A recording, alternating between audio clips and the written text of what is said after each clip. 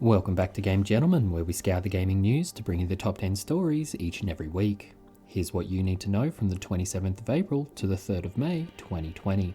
Before we get started, don't forget to like this video and subscribe to our channel to stay notified of new videos. Number 10.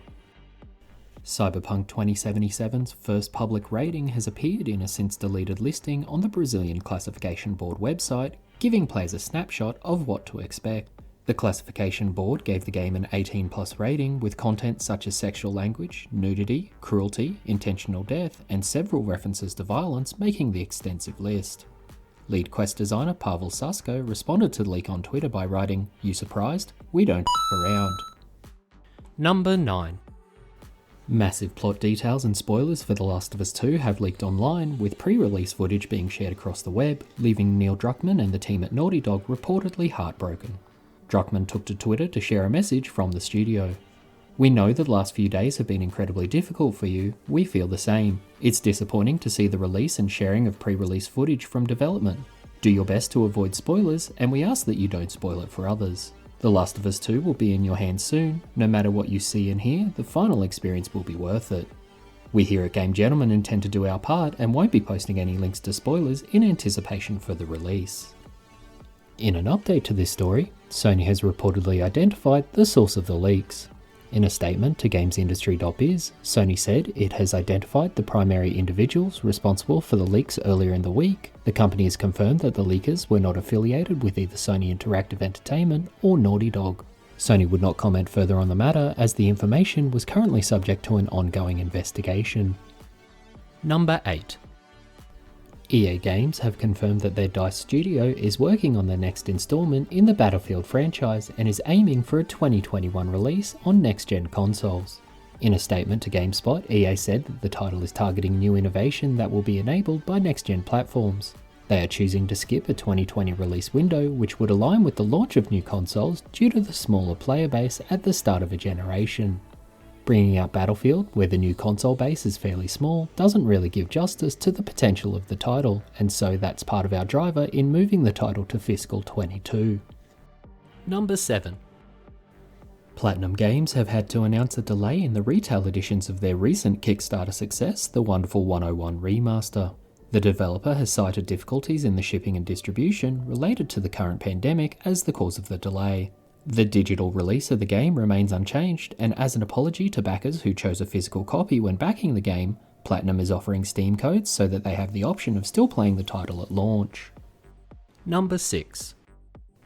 A recent report in VentureBeat states that Nintendo will not be holding a Direct in June this year. The company traditionally holds a Direct in line with the timing of E3 and typically makes a lot of big announcements of upcoming titles.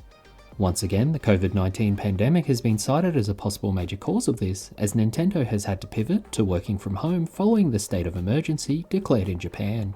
This will come as disappointing news to a lot of Nintendo fans, as many were anticipating the details of the sequel to Legend of Zelda: Breath of the Wild, along with more details of the upcoming Super Mario 3D remakes. Number 5. Bethesda has announced that they will be pledging $1 million worldwide to help support COVID-19 relief efforts. The first $500,000 of the total will go to direct relief, with a further $250,000 going to UNICEF. The final $250,000 will be split among local relief charities in the areas that Bethesda studios and offices are based, with recipients being chosen by those local studios. Number 4. UK gaming industry collaboration Sidequest is aiming to get 100,000 teens to build their first game while stuck at home.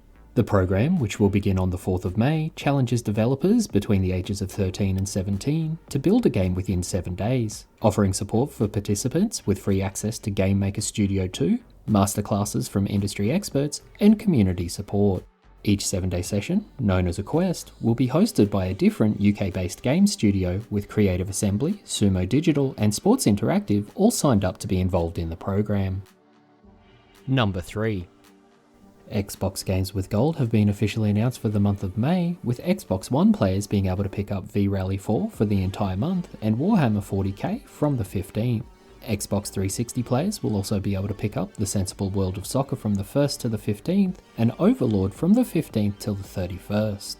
Meanwhile, over on PlayStation Plus, players can download City Building Sim, Cities Skylines, and Farming Simulator 19, which I'm sure may have disappointed many PlayStation fans when compared to the rumoured lineup of Dying Light and Dark Souls Remastered teased earlier in the week.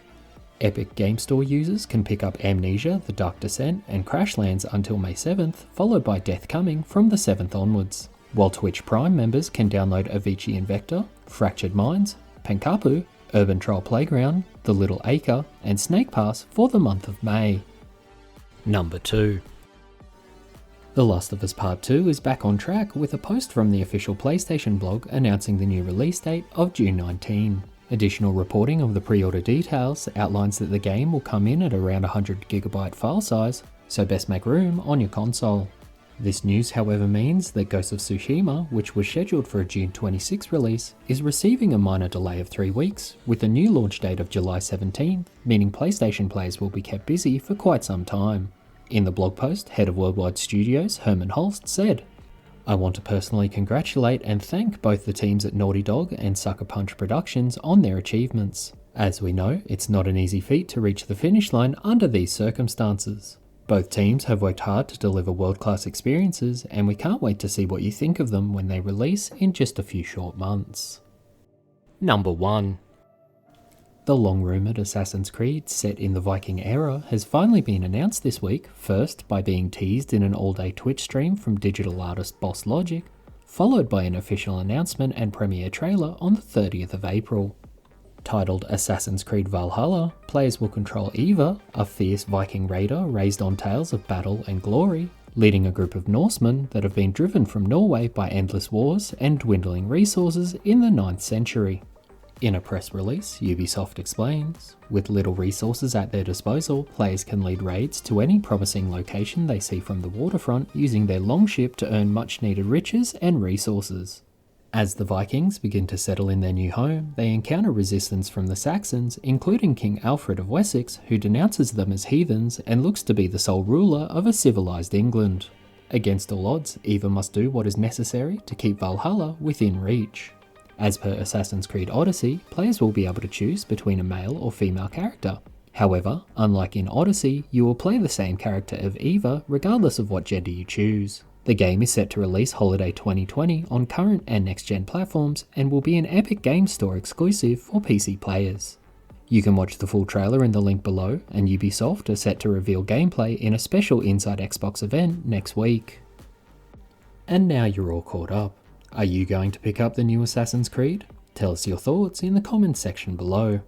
Once again, be sure to like and subscribe to stay up to date with our news and video content.